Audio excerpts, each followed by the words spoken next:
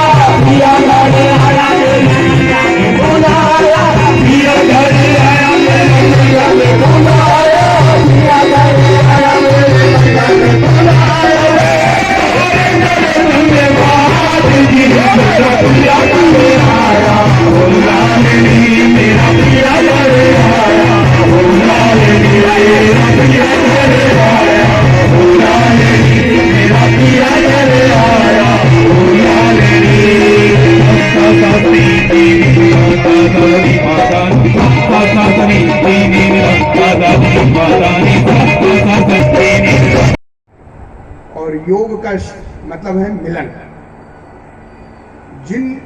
जो शक्तियाँ आपके साथ जन्म से आई हैं, उन शक्तियों का मिलन परमात्मा की निराकार शक्ति से। ये इसका शाब्दिक अर्थ है। दूसरा अर्थ ये है कि ये बड़ा सरल है, एकदम सरल साधारण है और बड़े आसानी से मिल जाता है, स्पॉन्टेनियस है। अब ये सहज योग जो है भारत भूमि में उत्पन्न हुआ है। भारत की सभ्यता मानव जाति को सुखमय करने के लिए खोज करती रही। इसी खोज में हमारी गुरु शिष्य परंपरा ज्ञान का आदान और प्रदान करती रही। सबसे पहले इस ज्ञान को आज से करीब 14,000 वर्ष पहले ऋषि मार्कंडेय ने इसको लिपिबद्ध कर दिया, मतलब उसको लिख डाला। उस ग्रंथ का नाम है मार्कंडेय पुराण, संस्कृत में था। इसके बाद ये ज्ञान कुछ लोगों पे, ऋषि मुनियों में सीमित रहा। फिर इसके बाद ये लिखा गया पातंजलि योग प्रदीपम, जो गीता प्रेस से पब्लिश होती है, पातंजलि योग प्रदीपम, उसके पेज नंबर 243 में ये चित्र बना हुआ है। इसका मतलब ये बहुत पुराना ज्ञान है। इसके बाद फिर आए आलंदी में एक गुरु पैदा हुए, उन्होंने इसको लिखा। फिर इसको कबीर जी ने भी लिखा है। कबीर के जो रिसर्च करने वाले थे डॉक्टर पारसनाथ तिवारी, बनारस हिंदू यूनिवर्सिटी से, उन्होंने भी इस चित्र को दर्शाया। कहने का तात्पर्य है कि ये कोई ज्ञान नया नहीं है, बहुत ही पुराना है, बहुत प्राचीन है और ये हमारे भारत भूमि से उत्पन्न हुआ है। उसके बाद तुलसीदास आए, उन्होंने भी विवरण किया, कबीर ने और योग का मतलब है मिलन।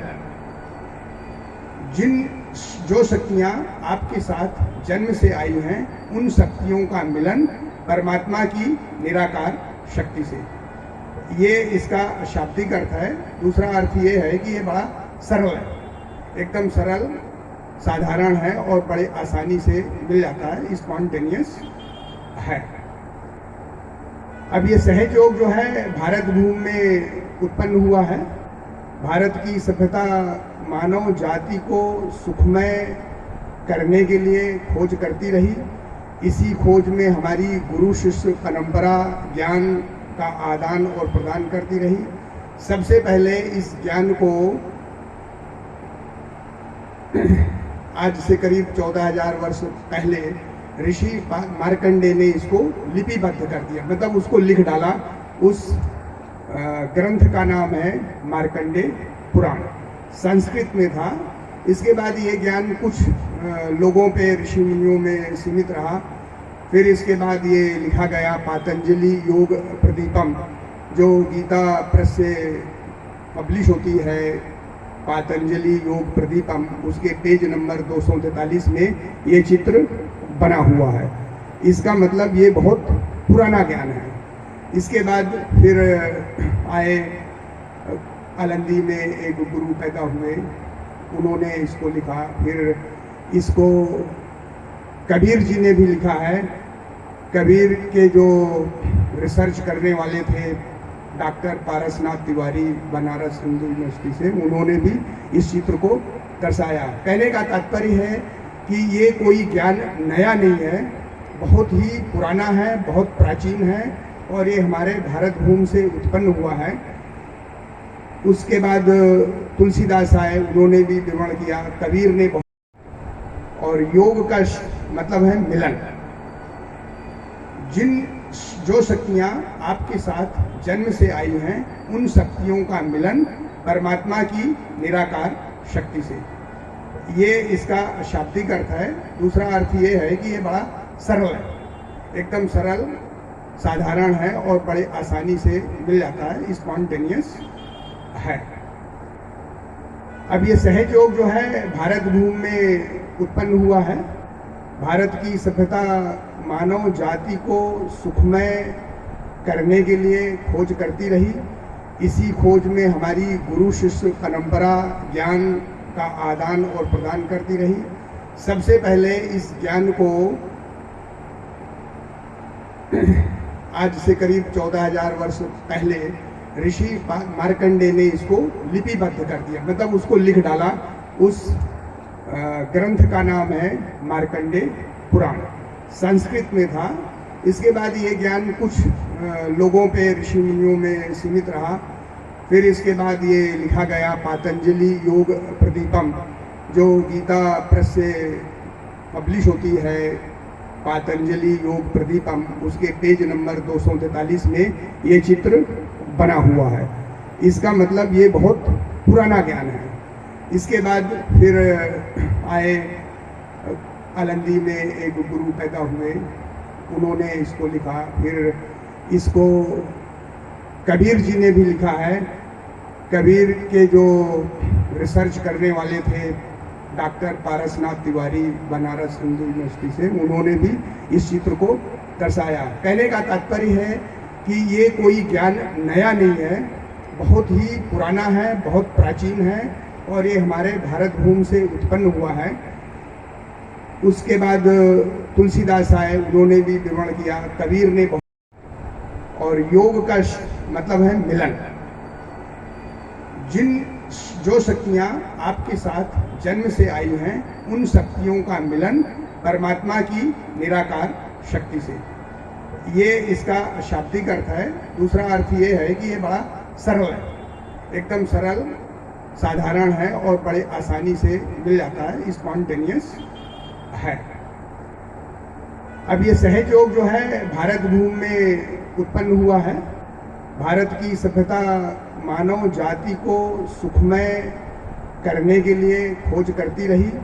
इसी खोज में हमारी गुरु शिष्य परंपरा ज्ञान का आदान और प्रदान करती रही। सबसे पहले इस ज्ञान को आज से करीब 14,000 वर्ष पहले ऋषि मार्कंडे ने इसको लिपिबद्ध कर दिया, मतलब उसको लिख डाला। उस ग्रंथ का नाम है मार्कंडे पुराण, संस्कृत में था।